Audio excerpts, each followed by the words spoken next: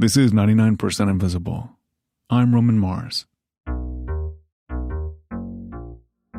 The United States and Canada share the longest international border in the world. And ever since Canada got the keys to the place in 1867, we've been pretty peaceful and genial neighbors to each other. The previous landlord, Great Britain, well, the U.S. had a bit more of a spotty relationship with them. We invaded them, they burned down our house, it was a whole thing. But even though the border with Canada is now pretty tame, when two countries touch each other over a stretch of 5,500 miles, it can result in some surprisingly weird disputes, misunderstandings, geographical quirks, and some really good stories. And we have a few of them for you today. Here to tell us the first one is producer Vivian Leigh. Hey, Viv. Hey, Roman. So what do you have for us? Okay, so the border between the U.S. and Canada is a very special, very weird place. But there was a legal case from the early 2000s that showed this really odd problem with the boundary in the West between Canada and Washington state specifically. This is the first time. I'd never heard of this problem. This is Richard Sanders. He was a Washington State Supreme Court justice from 1995 to 2011. And Justice Sanders has also been practicing law for over 50 years. Old lawyers never die. They just lose their appeal, right? So I wanted to talk to him about this case that made it all the way up to the state Supreme Court in 2001 called State versus Norman. Well, when I first read the facts of the case, I thought it was some sort of a joke, and I laughed my head off. But of course, it's a serious matter. Oh, this is exciting. So what are the facts of the case? So in 1996, 3 people named Helen Norman, Kevin Beelan, and Laura Lee Stradwick were apprehended by U.S. Customs officials and then searched at the border crossing between Washington and British Columbia, Canada. They were found to be in the possession of drugs, and one of the 3 also was found to be in the possession of a stolen credit card. So all 3 were arrested, charged, and then tried. But their particular defense didn't deny that they were in possession of drugs or stolen property. What they argued was that at the time of their arrest, they were actually outside of the jurisdiction of Washington state and therefore could not be tried in Washington court. Huh. Were they arguing that they were just in the jurisdiction of, British Columbia, Canada? No, they claimed that they were neither in Canada nor Washington. Their defense said that they were actually in a strip of land that existed between Washington and Canada. I didn't know such a strip of land existed. I thought they were right up against each other.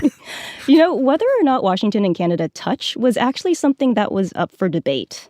This case raises basic yet simple jurisdictional questions of what and where. What is the northern border of our state? Where, in relation to that border, did these crimes take place? So the 3 defendants were searched south of the international Canadian border. That is a fact. But this basically comes down to where the Washington state border actually is. So in the early to mid-1800s, the U.S. and Great Britain jointly occupied the territory north of California and west of the Rocky Mountains, also known as the Pacific Northwest. But during this time, there was this, frankly, problematic idea that it was America's God-given right to take this westward territory. So, Roman, you've heard of the phrase 54, 40, or fight? I have, yeah. Yeah, it's catchy. Yeah. So just as a little recap, President James K. Polk's big campaign issue in 1844 was to continue the expansion of the United States to include Texas, which was then Mexico, and the Pacific Northwest. So 54, 40, or fight became sort of his battle cry. And the numbers referred to the northern boundary of the Oregon Territory at the latitude line of 54 degrees, 40 minutes. Right. And so up to that point, we will fight for whatever it is up to 54 degrees and 40 minutes. Yes. Although the Polk administration actually did not end up getting 54. So the Oregon Treaty of 1846 was signed between the U.S. and Great Britain, and it established that the boundary between the 2 territories would be set at the 49th parallel west of the Rocky Mountains. So they, I guess, kind of settled for 49-40 or fight. So the boundary was established, surveyed, and marked. And then 4 decades later, in 1889, Washington was formally incorporated into the Union as a state. And the drafters of the state constitution just, adopted that international border and decided to use that same language found in the Oregon Treaty, that the northern boundary of Washington was, quote, west along the 49th parallel. Okay, all this makes sense so far. So here's the rub. They marked the 49th parallel wrong. Well, how did they manage to do that? Okay, so I'm going to have to kind of yada this point because you do not want me explaining astronomic methods of land surveying to you. Fair enough. But the first thing that went wrong was that the instrument that they used to survey the land was offset by the local gravitational pull of the Earth in that specific area. And the second thing that went wrong was that when the surveyors marked the 49th parallel, they basically marked 2 latitude points and then traced a straight line in between them and said, bam, there's the 49th parallel. Okay. Well, the Earth is famously round. It's known for its roundness. Yeah. Yes, exactly. So the straight line indicating the 49th parallel was actually off by several hundred feet in some places because it should have been a curved line to account for the curvature of the Earth. Okay, so certain areas, the boundary between Washington and Canada is in the wrong place. But I kind of don't understand why it matters, because that just means that the border between the United States and Canada is just, shifted a little bit. So why does it really matter? Yes. Okay. So in 1809, there was another treaty between the United States and Great Britain that actually addressed how messed up the border between the U.S. and Canada was. Mm-hmm. So basically, the two countries agreed to gussy up the U.S.-Canada boundary with more modern surveying techniques and then moved some stuff over and then decided that the international border was where it was landmarked. So that precise language of 49th parallel was actually dropped from the international border. Okay. But the state of Washington did not update its constitution with this language. So the Washington state border is actually in some places several hundred feet below the international border, which is where we come back to that 2001 Supreme Court case, State versus Norman, where Justice Sanders was on the court. Their defense was that the state of Washington had no jurisdiction because they were outside the state when the crime was committed. So the 3 defendants in this case were clearly within the boundary that was demarcated as Washington state. But after their arrest, their defense used GPS to locate the customs facility where they were searched. And technically, it took place north of Washington state jurisdiction. Yeah, it's a technicality, but the law is made of technicalities. And our jurisdiction of our state courts is circumscribed by the borders of the state. So if you're on the high seas, or if you're in Idaho or Oregon or in Canada, you cannot be prosecuted under the laws of the state of Washington. So it is a technicality, but it's pretty fundamental technicality. But what I find fascinating is that if these 3 defendants were able to get the state Supreme Court to side with their case, it would essentially acknowledge that the Washington state border is not where it says it is. And it would formally establish a strip of land hundreds of feet wide that is between Washington and Canada, but still part of the U.S. So what did the court decide in this case? Unsurprisingly, the state Supreme Court determined that no, there is not this nebulous strip of territory that doesn't belong to Washington or Canada and is just free of state jurisdiction. That makes sense. I mean, these come up a fair amount, in court cases. And really what it comes down to is a judge just goes, no, clearly that wasn't what was meant. And if common sense dictates that people are subjected to the laws, then they will be subjected to those laws. Yes, that is true. What I did find interesting about this case is that, the justices cited 8-1 that the Washington state border is where it's always been because common sense. Yeah. But there was one dissenting judge, and I will give you 2 guesses as to who that lone dissenting Supreme Court justice was. Wait, so is this our guy, Justice Sanders, that you've been talking to? It was indeed. I thought it deserved at least 1 vote on the Supreme Court, and that's what they got. So it was just but it was a statement of the fact that ambiguity requires a non-unanimous decision. Yeah, he's well played, you get 1 vote. But even though this decision could have created this jurisdictional limbo, Justice Sanders ended up writing this scathing dissent that I think is probably one of the most entertaining, Supreme Court opinions I've read. He says that the state constitution is unambiguous, and if Hipparchus of Nicaea could figure out astronomical measurements of latitude in the 2nd century BC, then these surveyors 2,000 years later probably had the means to locate the 49th parallel. I mean, I get that he wants to honor the Constitution, but maybe the limitations of, 19th century surveying should be taken into account, and you can't just redraw things. Yeah, yeah. I mean, I honestly don't know if I could locate the 49th parallel if I looked at a map, so I can't really blame them that much. But it was a pretty creative defense, regardless. Oh, totally, yeah. Well, it's nice to know that people are actually reading the state constitutions, like even if it's just trying to get out of a drug offense. Totally. Hey, thanks for the story, Vivian. Thank you.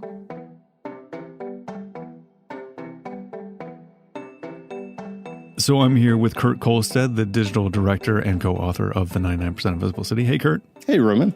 And you have a Canadian border story for us. Oh, I do. Okay, hit me. It's about this pair of adjacent parks that are along the U.S.-Canadian border in Blaine, Washington, and Surrey, British Columbia. Okay, so we're still on the west side of the continent. Yeah. And in these parks, like right where they meet along the border, there's this big Peace Arch monument with this inscription, "May these gates never be closed." Wow. Well, that's a pretty bold statement for a border, Right? Which just seems like antithetical to what borders are usually about. So what's the story there?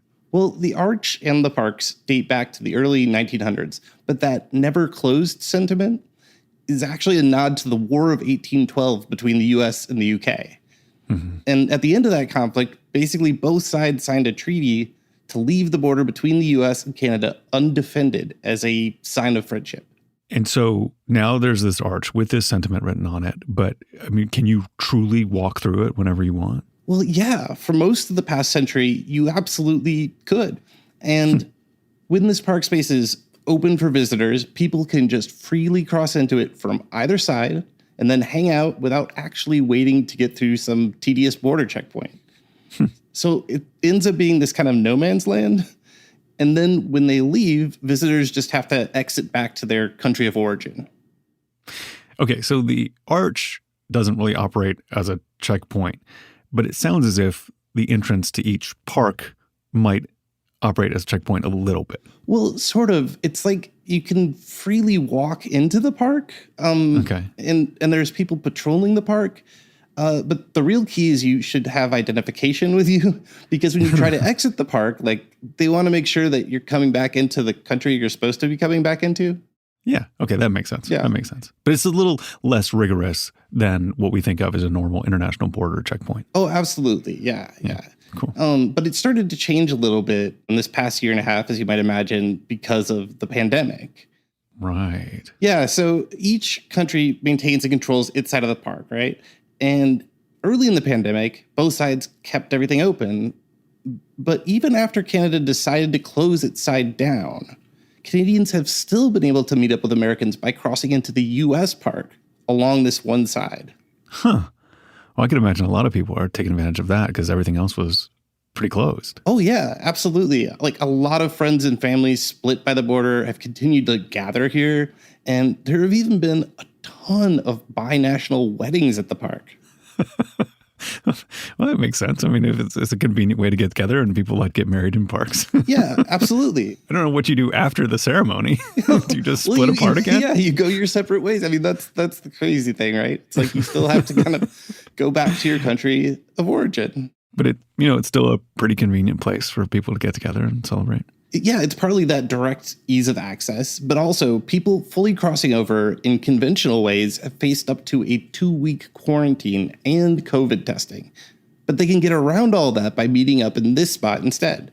And as you might imagine, divided families who can't afford to take all that time off of work to self-isolate after a trip.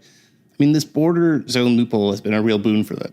I'm pretty careful about all the COVID stuff, and I think that these quarantines are really, really effective. And I'm just kind of surprised that both countries just haven't shut this down entirely. Yeah, and that's kind of the craziest part, because legally, no matter what either country wants to do, neither side can fully close the border, because that would be an international treaty violation. So this is the treaty that you mentioned dating back to the War of 1812. I mean, that thing really has teeth. Like, they have to keep the border open in some place? Yep, that's the idea. And Wow. so you still have authorities policing the parks and, regulating who is allowed in and where they exit. But they're not really able to just stop people from meeting up entirely. Huh. That's kind of amazing. So for the sake of argument, like, what would happen if, one side actually decided to put up a wall and shut the border down? I mean, Canada was pretty proactive when it came to COVID protocols and shutting the border down. Like what would happen if they put their wall up? Well, that's the thing. I was looking into this and I found this immigration lawyer who was interviewed by the CBC, and he says that a full closure would have some pretty wild side effects, and it would depend upon which side violates the agreement. Okay. So he claims if Canada broke the treaty, in theory, the U.S. could lay claim to parts of Ontario and Quebec. And if America broke it, Canada could get parts of Maine, Michigan, and Wisconsin. So basically, North American geography, as we know it, is contingent on this early 1800s treaty remaining in effect. This is just wild. But are people, still kind of worried about meetups, in this park during the pandemic anyway? Yeah, no, they do take it really seriously. And there are locals, on both sides who are concerned about COVID from all these visitors, of course, which makes sense. And so a lot comes down to individual visitors, and some of them play it really safe, right? They just sit on their side of the border in chairs and chat with people from the other side across the border. But, whatever we think or the government thinks about it in terms of health and safety, it just kind of is what it is. Neither side can actually shut it down entirely. At least without, trading parts of Ontario and Maine in the process. Right. Except for that. Yeah, exactly. Well, I'm so intrigued that this place exists. Thank you so much for telling me the story. I had no idea. Yeah, anytime.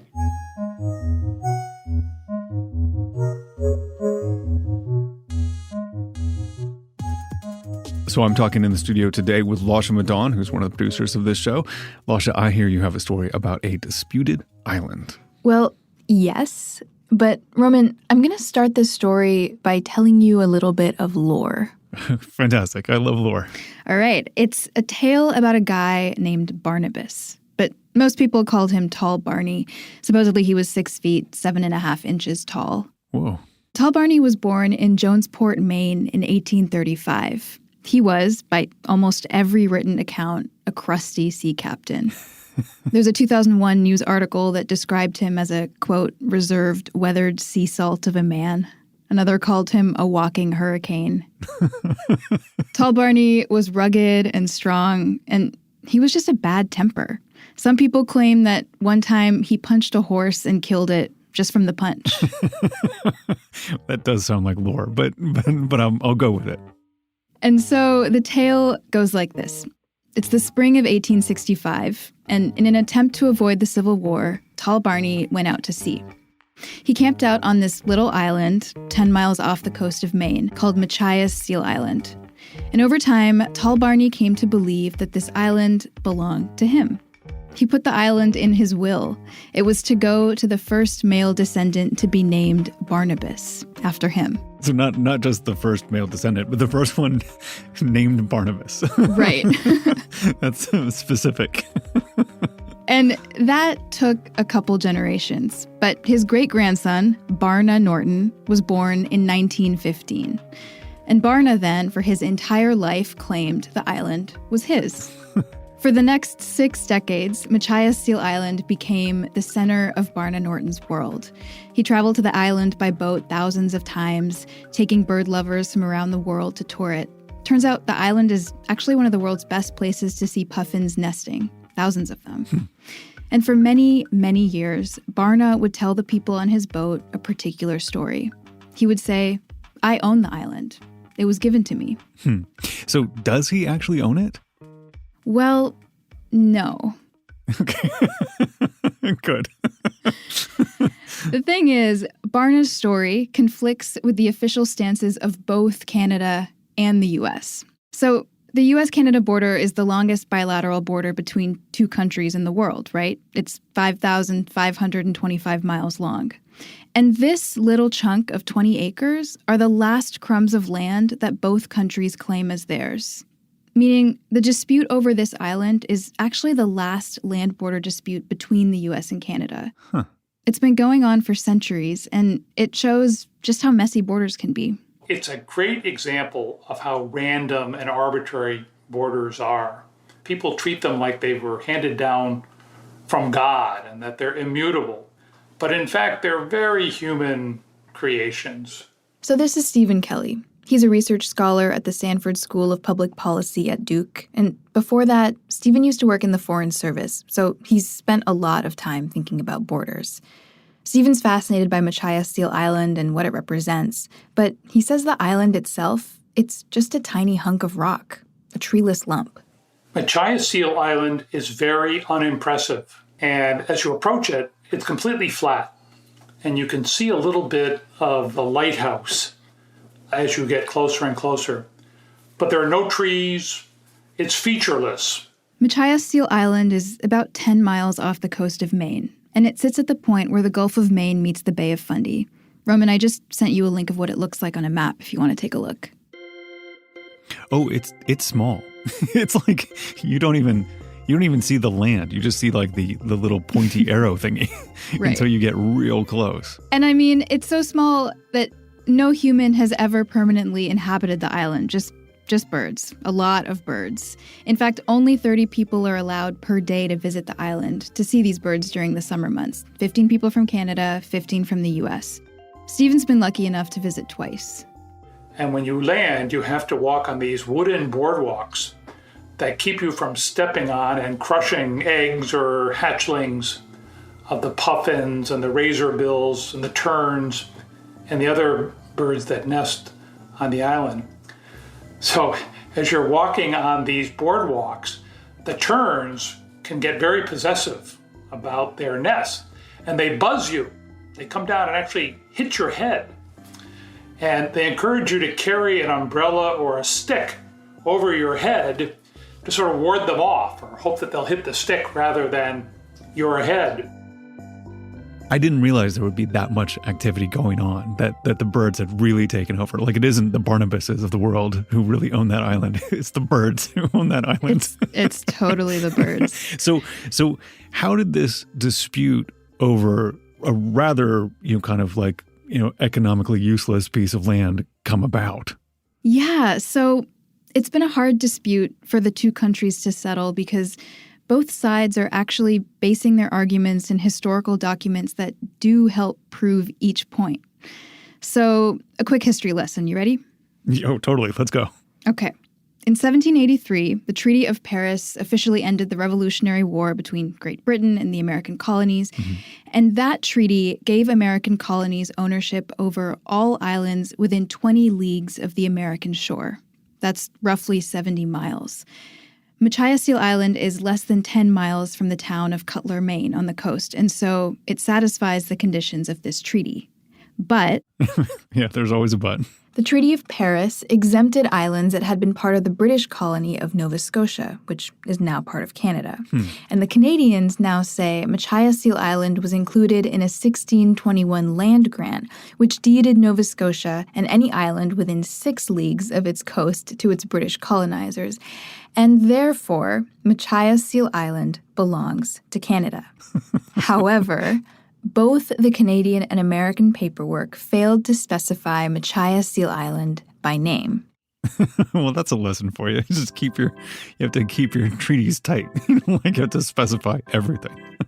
So from the late 1700s on, Machias Seal Island was claimed by both countries. Then in 1832, the British took the first step in occupying the territory by building a lighthouse there. And when Canada became a country a couple decades later, in 1867, they inherited that lighthouse. And to this day, the Canadian Coast Guard sends lighthouse keepers to live on the island, even though the lighthouse is entirely automated. 2 guards operate in rotating 4-week shifts, all to supposedly protect Canada's claims to sovereignty. They don't have anything to do with the lighthouse. They mow the lawn and they help tourists land. They live on the island. There's 2 of them. But the light functions without their intervention. And when I was out there, one of them told me that, like if the light malfunctions, they don't even fix it. Somebody else comes in and fixes it. I see. So I mean, they're using that. We talked about this in the episode called Mine. That the idea of the possession of just them being present is really what it's about more than anything. Right. It's as if their presence earns them something like international squatters' rights. Right. The lighthouse keepers also put up warning signs and maple leaf flags throughout the island. And for decades, Canada and the U.S. have been quietly squabbling like this over the island in these subtle ways. Mm-hmm. It sort of reminds me of siblings trying to share a room and they're just grumbling over he touched me, or like what side what is on and how to divide it. I mean, I've been here before. Yes, exactly. And I mean, things never really escalated into dangerous conflict in regards to this island. Each country just kind of put up with the other while firmly maintaining their own position. And meanwhile, remember Barna Norton, that great-grandson of Tall Barney? Not only did he bring birders out to the island, but every 4th of July, for his entire adult life, Barna would sail to the island, plant American flags along the path all the way up to the lighthouse, and ask the Canadian lighthouse keepers for rent. This is a chip off the old block. And apparently, the government of Canada sent Barna a letter every few years telling him he couldn't land on the island anymore. But the U.S. State Department actually backed Barna up in 1983. They sent him a letter that said he had, quote, every right to ignore any regulation that Canada might pretend to set for Machias Seal Island. And Barna carried a copy of this letter with him when he'd visit the island to, figuratively shove it in Canada's face. Anyway, eventually, Barna died in the early 80s, and his claims that the island was his kind of died with him. And so did that settle it? I mean, is the island sort of considered Canada's from that point forward? No, it did not settle it. And actually, the dispute over this island has gotten more and more intense over the years because it's bigger than just who gets to own this piece of rock and the birds that live on it. It's about something called the gray zone, which is the body of water that surrounds this island. Whoever owns the island also lays claim to these waters. And these waters happen to be the richest area for lobster fishing in the world, which means it's an area that neither country is willing to lose control over. Yeah, I guess it always comes down to money, and in this case, lobsters, and lobsters equals money. And part of the problem of having two countries trying to claim ownership over Machias Seal Island and the Gray Zone is that both countries have different rules for conserving the same resource. So the resource in this case is lobsters. Both countries want to make sure we don't overfish, but they're using very different means to do that. Here's Stephen again. Canadians, for example, Canadian lobstermen, don't fish for lobsters during the summer. They allow the lobsters to spawn and reproduce. But for American lobstermen, summer is the big season. Well, Canadian fishermen complained that basically the Americans were having a free-for-all in the gray zone while they had to keep their boats laid up. So in 2002, lobster fishers from Canada petitioned the government to allow them to fish in the waters in and around the gray zone during the summer, hoping they'd get a better haul that way. So in the early 2000s, the Canadian government changed its rules to open up one fishing area in the entire eastern part of Canada to fishing during the summer, and that's the gray zone. They established an exception so that Canadian lobstermen could fish in the gray zone all year long, just like the Americans do. And that's when the most recent conflicts began. Huh. So it caused more conflicts. What are we talking about here? Yeah, so this is when things start to get tense out on the water. Canadian and American lobstermen threatening to cut each other's lines, stealing gear, death threats, things like that. One time, a 61-year-old American fisherman warned a Canadian patrol boat that he was getting ready to ram right into it. Another time, a Maine lobsterman got his thumb ripped off while he was trying to free his traps from Canadian fishing lines. Whoa. Which brings us to today.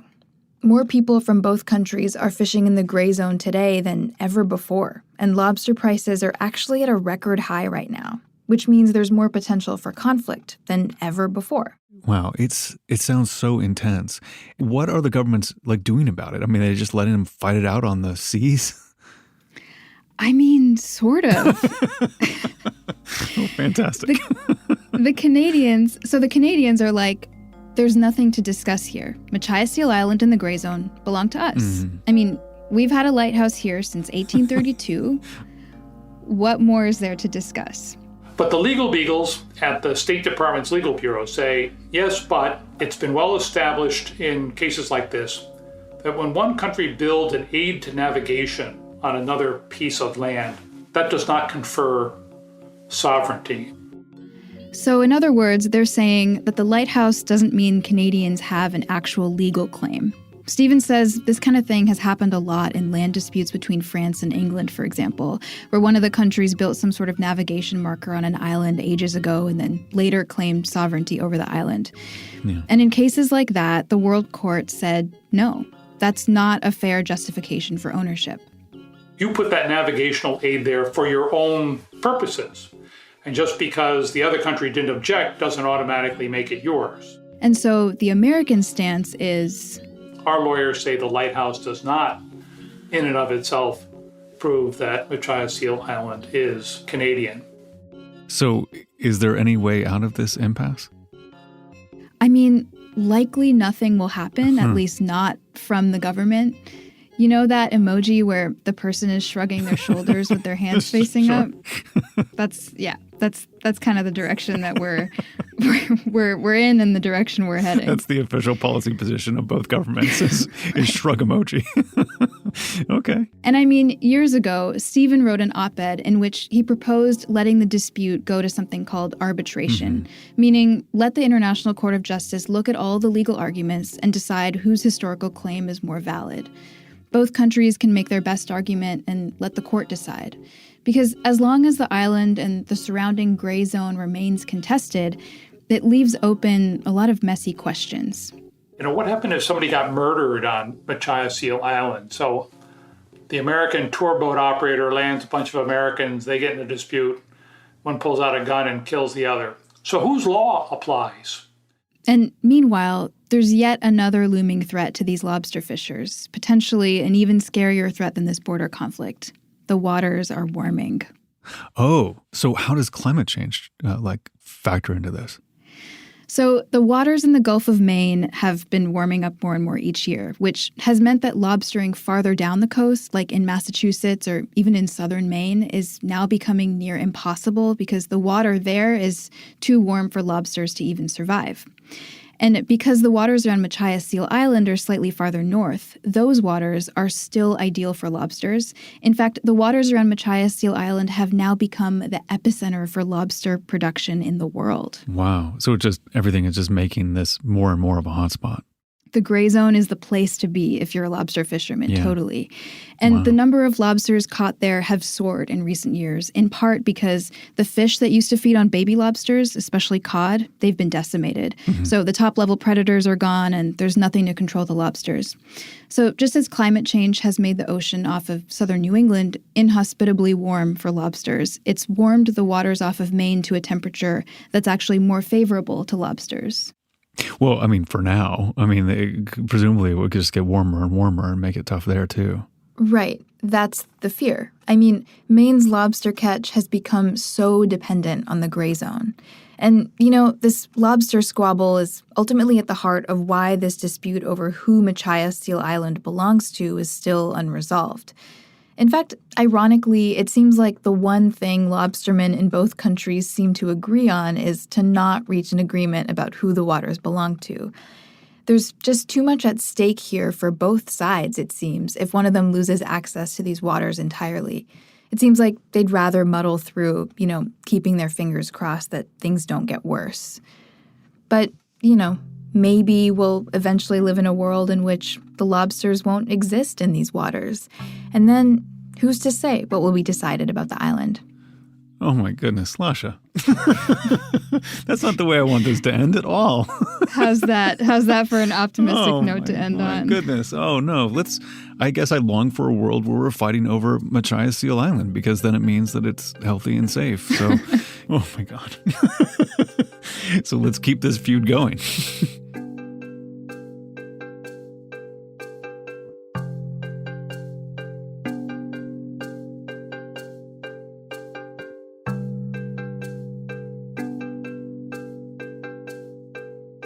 Coming up, if a border falls in the woods, how do you know it's there? That story after this.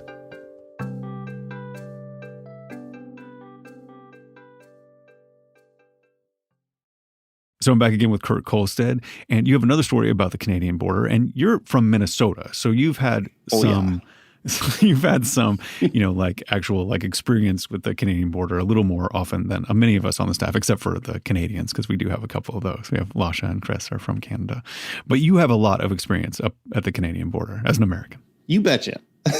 As a kid, I used to go canoeing at a YMCA summer camp called Widgiewagon, which is way up in northern Minnesota, really close to Ontario.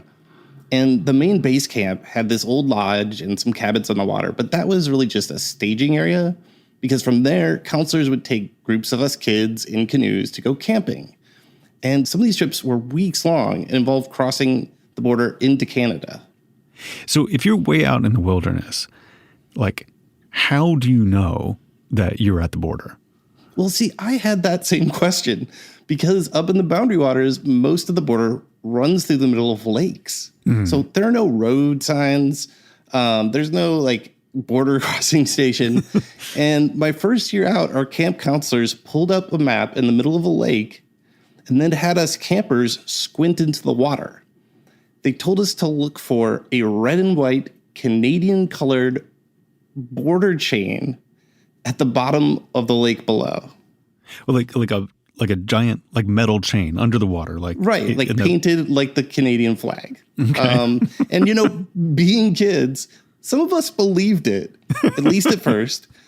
But of course, they were pulling our chain, so to speak. I'm sorry. I mean, that would have fooled me. It almost fooled me. If you told me it happened now, I would look.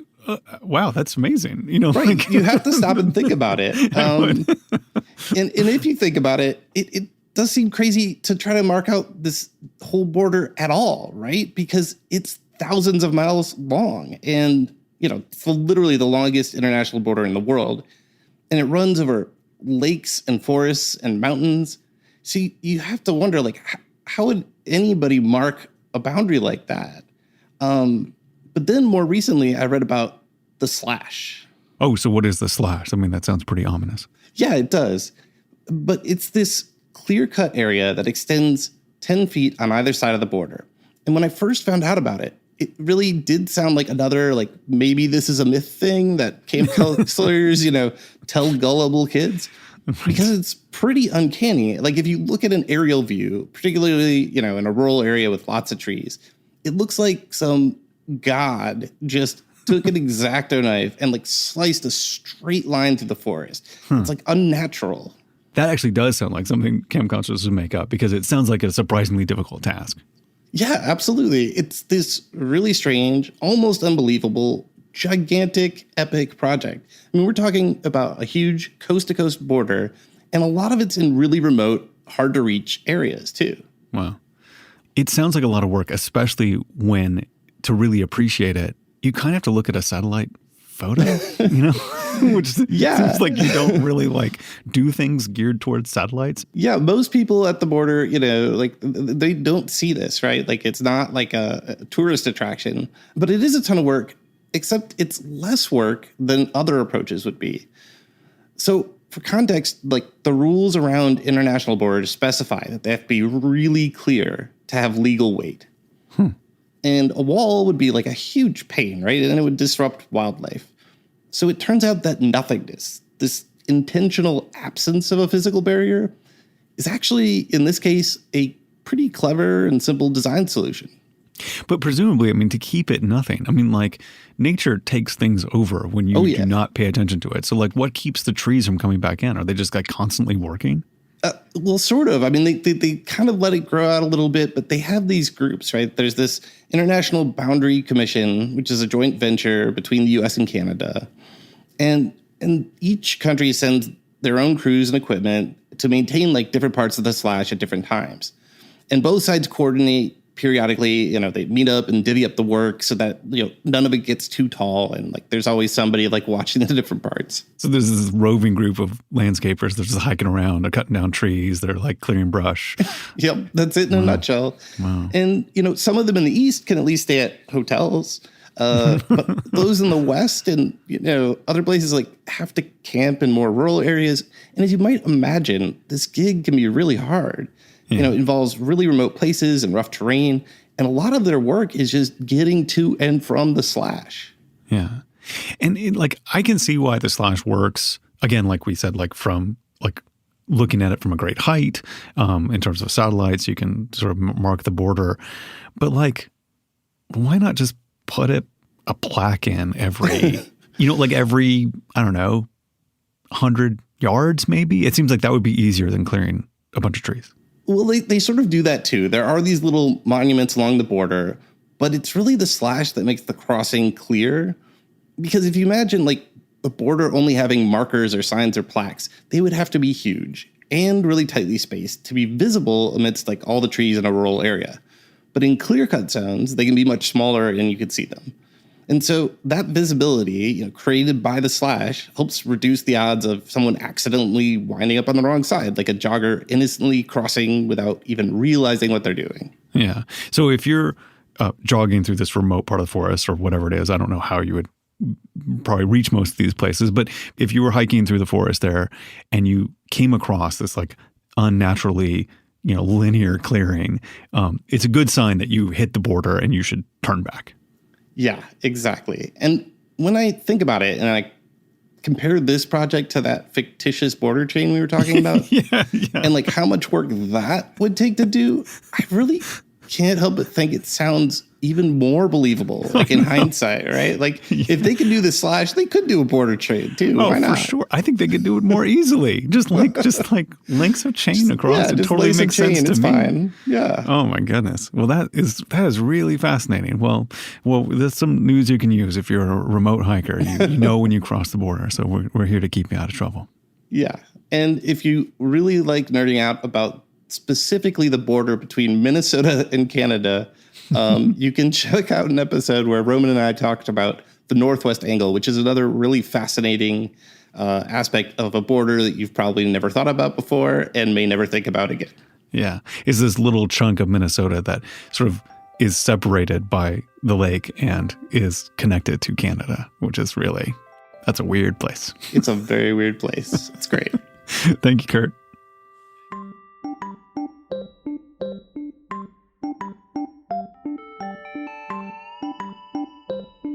"99% Invisible" was produced this week by Kurt Kolstad, Vivian Leigh, and Lasha Madon. Mix and tech production by Amita Ganatra. Music by our director of sound, Swan Rial. Delaney Hall is the executive producer. The rest of the team includes Christopher Johnson, Emmett Fitzgerald, Chris Berube, Joe Rosenberg, Sophia Klatzker, and me, Roman Mars. We are part of the Stitcher and SiriusXM podcast family, now headquartered 6 blocks north in the Pandora building in beautiful Uptown, Oakland, California. You can find the show and join discussions about the show on Facebook. You can tweet at me at Roman Mars and the show at 99pi.org. We're on Instagram and Reddit too. You can find links to other Stitcher shows I love as well as every past episode of 99pi at 99pi.org.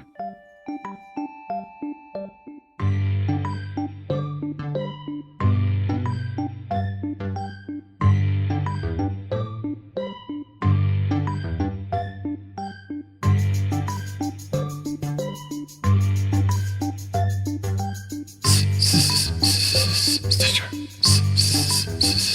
SiriusXM.